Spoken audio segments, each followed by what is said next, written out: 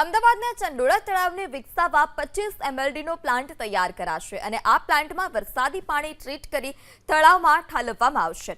ચંડોળામાં ગેરકાયદે બાંધકામો તોડી પડાયા બાદ હવે તળાવને વિકસાવવાની કવાયત હાથ ધરવામાં આવી છે। ચંડોળા તળાવ કાયમી પાણીથી ભર્યું રહે તે માટે મનપાએ ખાસ આયોજન કર્યું। કાટમાળ હટાવ્યા બાદ મહાનગરપાલિકા અહીં 25 MLDનો સુએજ ટ્રીટમેન્ટ પ્લાન્ટ બનાવશે। હાલમાં ચંડોળા તળાવમાં પાણી ભરવા માટે લાઇનની કોઈ વ્યવસ્થા નથી, ત્યારે નજીકના નારોલ, વિરાટનગર, મણિનગર સહિતના વિસ્તારથી અહીં પાણી પહોંચાડવાનું પણ આયોજન કરાયું છે।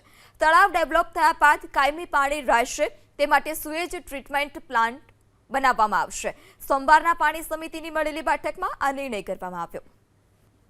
અત્યારે હાલ ચંડોળા તળાવની અંદર આખું ચંડોળા તળાવ જે છે એ દબાણ મુક્ત કરેલ છે અને ટૂંક સમયની અંદર જ એને આખું જે કોર્ડન કરવાની જે છે, દિવાલ કરવાની છે, એ પણ કામ હાથ ઉપર લેવાનું સૂચના આપી છે।